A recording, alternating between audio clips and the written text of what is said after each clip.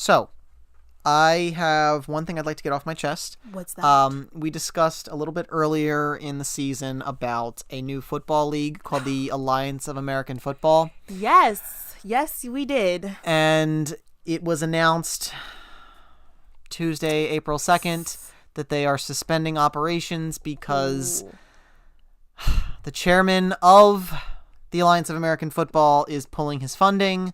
Get it out. After not being able to get an agreement with the NFL's Players Association to make it a developmental league for the NFL. Rest in peace, AAF. I hardly knew ye. I just want to say I'm not one of those people that's like, I told you so, but it's on not footage, it's on tape recording that I told you so. Where are the receipts? But listen, so what's dumb is this guy invested in February, like after the league had already started playing. And I'm just mad that Charlie Ebersol, who was one of the founders, he like brought this guy in because they needed money. But the idea that a month and a half later, first of all, he's expecting to get this agreement with the NFL Players Association to get these players on. And he's using this idea of, threatening to fold the league as leverage. How is that leverage for them to say, yeah, sure, we'll let our players who have nothing to do with your league. Yeah. How is that? Whole thing makes no sense to me in how this was supposed to go down as a smart business move. And I just wish, he had some integrity as a human being and not just like a business person to just say, you know what, I'll be kind enough and I'll lose more money, but I'll let the season finish. We're not even going to get that. There are 2 weeks left in the in-season and 2 weeks of They're not playoffs. Completing the season?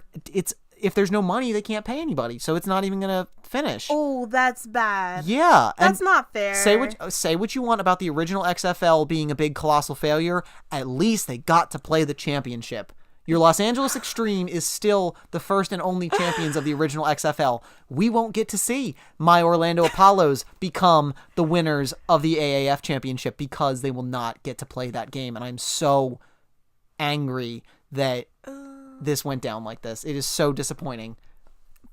To be honest, you're the only person that I've ever heard talk about this league. Oh, I know. And it's the thing is, the viewership was improving week after week. So it wasn't like it was doing terrible in terms of that. It's just that this guy pulled out his funding because he couldn't get an agreement. It had nothing to do with the quality of the play or the fan base or any of that. It just had to do with one guy being selfish and having unrealistic expectations and not knowing how to negotiate. All good things must come to an end. Rip. Anyway, what do you have to get off your chest?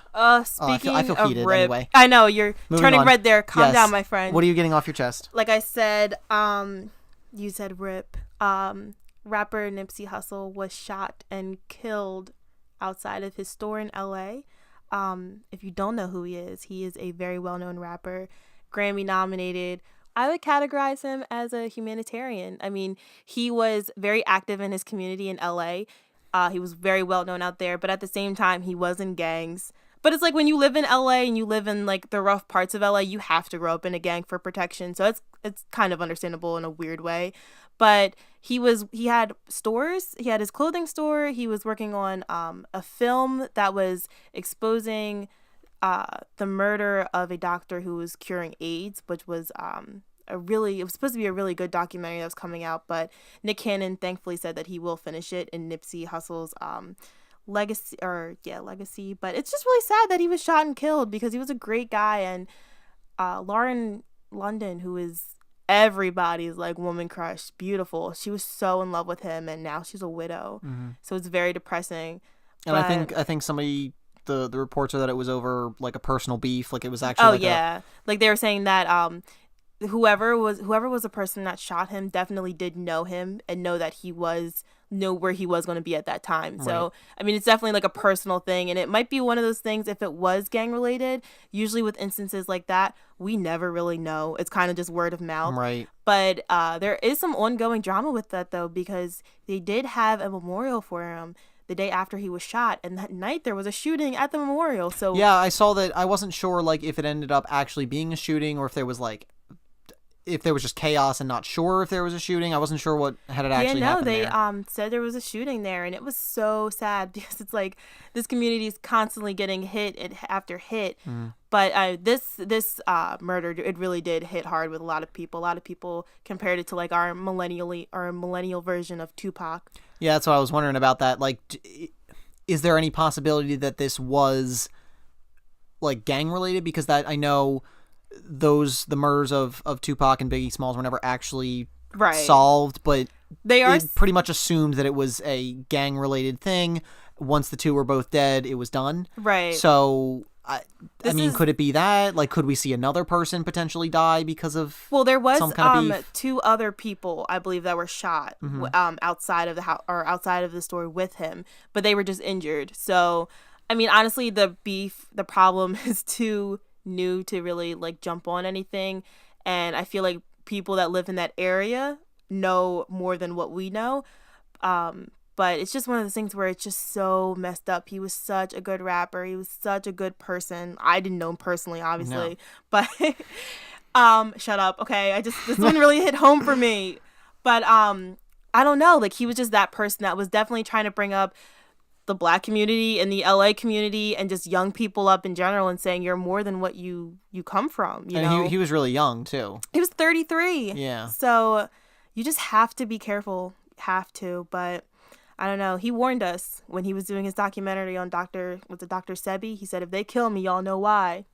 So I think didn't Tupac and Biggie Smalls also like leave we can't get into the conspiracy. They left like breadcrumbs, like, you know, that they might end up dying young. Like, yeah, well, I feel like you kind of know, like, once you reach you have a target on your back. Yeah, like, once you reach that level of fame and also being affiliated with gangs and being in a community where like that kind of thing happens. Exactly, yeah. And think about it. He's in this community, which isn't a great community. With at no least security. He's trying to make it better. Exactly, but there's no security because he's like, okay, like I'm in a gang myself. Like a lot of these rappers, they try to treat themselves like they're the same as they were, but they're not.